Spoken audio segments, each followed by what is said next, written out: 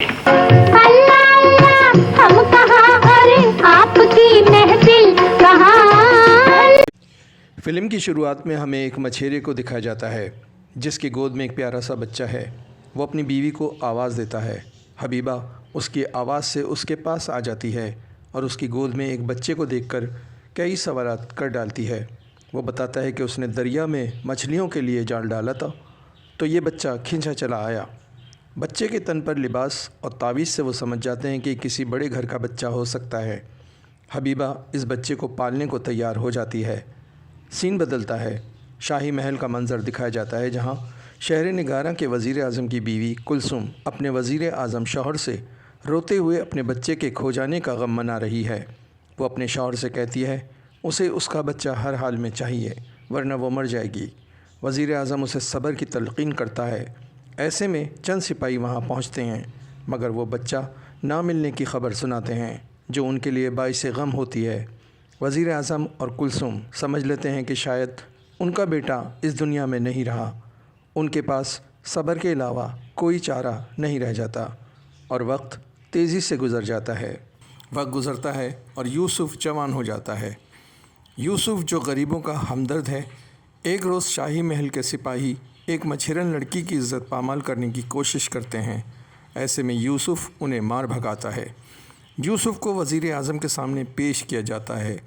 यूसुफ़ उन्हें सारी बात बताता है जिस पर उसे आइंदा ऐसा ना करने के वादे पर छोड़ दिया जाता है। सीन बदलता है। सब्ज़ परी एक कुत्ते से महवे गुफ्तगू है। दरअसल ये कुत्ता उसका महबूब जलाल है जो सामरी जादूगर की क़ैद में है। ये सामरी ही है जिसने कि सब्ज़ परी से मोहब्बत की पादाश में जलाल को एक कुत्ता बनाकर रखा हुआ है। अचानक वहाँ सामरी जादूगर भी आ जाता है। वो उसे एक परी होने के नाते एक आदमज़ात से मोहब्बत करने पर बाज़ रहने की तलक़ीन करता है। इस मौके पर वो किसी तिलस्मी हीरे का ज़िक्र भी करता है जिससे वो हर ख्वाहिश को पूरी कर सकता है। सामरी कुत्ते को छीन कर ले जाता है और परी रोती रह जाती है। वहाँ से सामरी जलती खोपड़ी को बुलाकर उससे तिलस्मी हीरे का मुतालबा करता है। जलती खोपड़ी बताती है कि तिलस्मी हीरा सिर्फ़ शहज़ादी हूरबानो के बेटे के ही नसीब में है जो हूरबानो की शादी के बाद उसके बेटे सलमान नामी शहज़ादे को मिलेगा जब वो 7 साल का होगा। सामरी का मुँह लटक जाता है और सीन बदलता है। यूसुफ़ को दिखाया जाता है जो काम के दौरान बाज़ार में भगदड़ महसूस करता है। उसका दोस्त बताता है शहज़ादी हूरबानो की सवारी आ रही है, रास्ते से हट जाओ। सवारी आती है मगर बदकिस्मती से एक बूढ़ा अंधा फ़कीर शहज़ादी के रास्ते में आ जाता है। सिपाही कासिम फ़कीर पर चाबुक के वार शुरू कर देता है। यूसुफ़ से देखा नहीं जाता, वो उसे बचाता है और कमांडर कासिम के साथ कई सिपाहियों को मारता है और शहज़ादी से इंसाफ मांगता है। शहज़ादी उसकी बहादुरी देखकर मुतासिर होती है। वो इस इंसाफ का वादा करती है। इस दौरान दोनों की नज़रें मिलती हैं। यूसुफ़ शहज़ादी हूरबानो को देखकर उस पर दिलो जान से फ़िदा हो जाता है।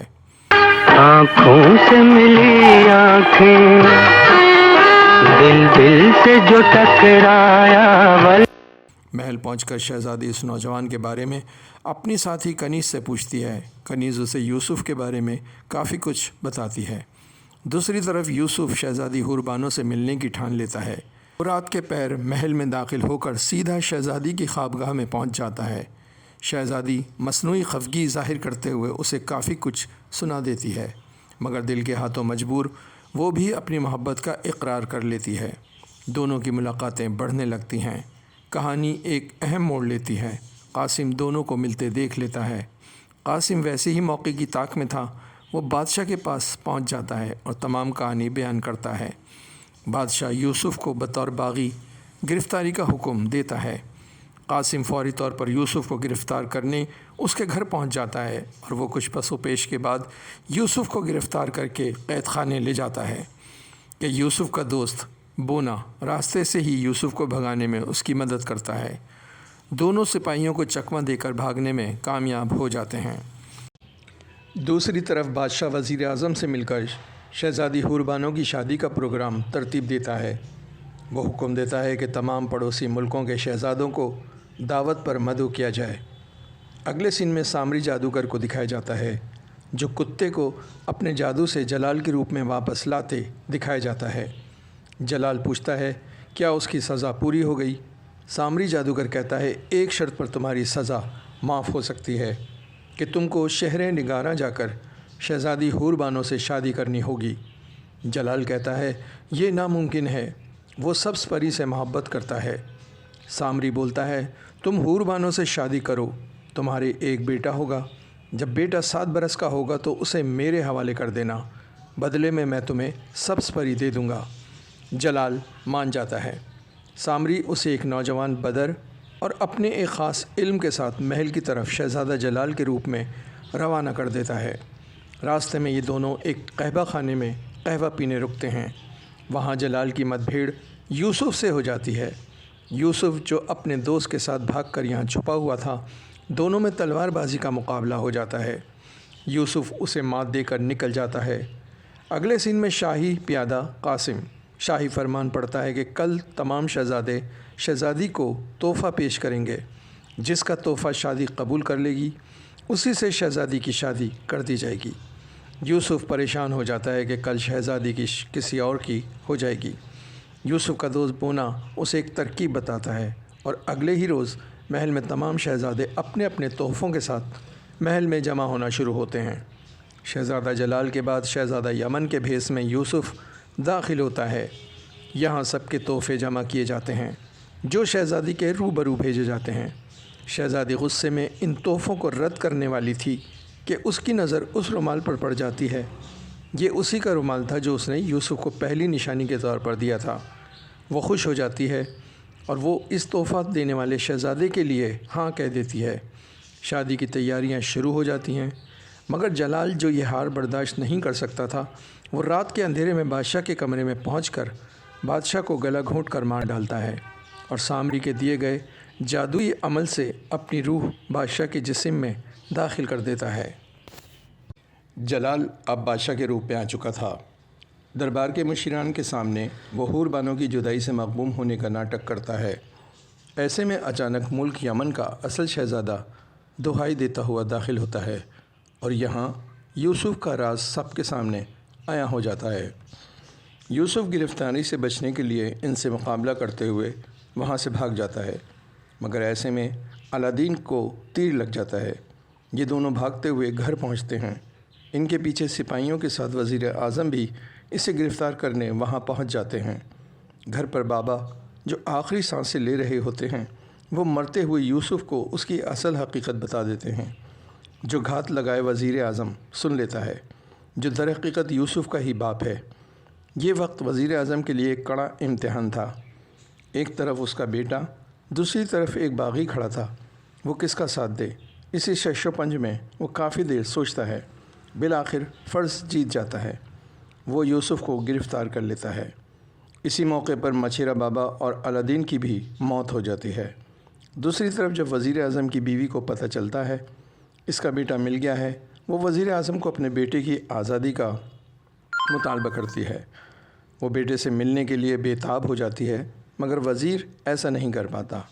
دوسری طرف شہزادی حور بانو بادشاہ کو سمجھانا چاہتی ہے، مگر وہ کیا جانے، وہ جس سے مخاطب ہے وہ اس کا باپ نہیں ہے۔ ادھر جلال سوچتا ہے اگر وہ سلطان بنا رہا تو شہزادی سے کیسے شادی کرے گا؟ وہ تو اسے ابا حضور کہتی رہتی ہے۔ یہ سوچ کر وہ اپنے اصل روپ میں واپس آ جاتا ہے اور سلطان کے جسم میں کمال کی روح ڈالنے کا عمل شروع کرتا ہے۔ سلطان کی موت کی تصدیق ہوتے ہی کمال کی روح سلطان کے جسم میں داخل ہو جاتی ہے اور وہ اٹھ بیٹھتا ہے اور اب سلطان کمال والی حرکتیں کرنا شروع کر دیتا ہے جو سب کے لیے حیرت کا باعث ہوتی ہیں۔ یہیں وہ یوسف کی سزا معاف کراتے ہوئے اس کے ماں باپ سے ملواتا ہے۔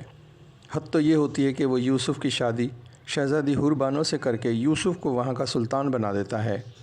جلال کا غصے میں برا حال ہو جاتا ہے، مگر وہ کچھ نہیں کر پاتا اور یوں یوسف اور شہزادی کی شادی ہو جاتی ہے۔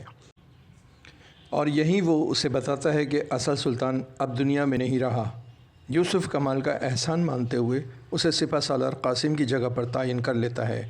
کچھ وقت گزرتا ہے، شہزادی حور بانو کے گھر بیٹے کی ولادت ہوتی ہے جس کا نام سلمان رکھا جاتا ہے۔ پھر کچھ اور وقت بیتتا ہے، سلمان 7 سال کا ہو جاتا ہے، یہ وہ دن تھا جس کے لیے سامری جادوگر نے ایک ایک دن گن کر گزارا تھا۔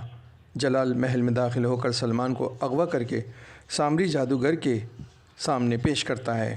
جلال اسے سبز پری سے شادی کا وعدہ یاد کراتا ہے، مگر سامری جادوگر وعدے سے مکر جاتا ہے اور اسے قید میں ڈال دیتا ہے۔ اسی دن کمال اور یوسف سلمان کو آزاد کرانے سامری جادوگر کی سرزمین کا سفر شروع کر دیتے ہیں۔ سامری جادوگر سلمان کو اپنے مقصد کے لیے استعمال کرنا شروع کر دیتا ہے۔ وہ اسے ایک پہاڑ میں بنے غار میں لے آتا ہے اور اسے اندر بھیجتا ہے تاکہ سلمان شہزادہ طلسمی ہیرا لا سکے۔ سلمان گرتا پڑتا کئی خطروں سے نمٹتا ہوا ہیرا حاصل کر لیتا ہے۔ وہاں ایک پری آتی ہے جو اسے باہر نکالتی ہے۔ سامری جادوگر جادو سے وہ ہیرا اپنی تحویل میں لے لیتا ہے، مگر وہ ہیرا اس وقت تک کارگر نہیں جب تک اسے شہزادہ سلمان کی خون میں نہ ڈبویا جائے۔ اس کے لیے سامری سلمان کو دوبارہ پکڑ لیتا ہے اور اس کا خون کرنے ہی والا ہوتا ہے کہ زلزلہ آ جاتا ہے، اور ایسے میں جلال شہزادے کی جان بچا لیتا ہے، مگر وہ خود زخمی ہو جاتا ہے۔ اسی لمحے یوسف وہاں پہنچتا ہے اور سامری کا مقابلہ کرتا ہے، مگر اسے مارنا اتنا آسان نہیں تھا۔ سلمان طلسمی ہیرا رگڑتا ہے جس میں سے وہ پری نکلتی ہے۔ وہ بتاتی ہے کہ دیوار کے پیچھے ایک سانپ ہے جس میں سامری کی جان قید ہے۔ سلمان اس سانپ کو مارنے دیوار کے پیچھے جاتا ہے اور ڈرتے ڈرتے اسے مارنے میں کامیاب ہو جاتا ہے۔ سامری جادوگر جو یوسف کو مارنے ہی والا تھا خود تڑپ تڑپ کے مر جاتا ہے۔ جلال اور سبز پری دونوں مل جاتے ہیں اور سلمان اور یوسف کو الوداع کہنے جادو نگری کی سرحد تک آتے ہیں، جہاں ہیرے والی پری ان کے لیے اڑنے والے قالین کا اہتمام کر کے انہیں ان کے شاہی محل کی طرف، نئی زندگی کی طرف رواں دواں کر دیتی ہے، اور یہیں اس فلم کا اختتام ہو جاتا ہے۔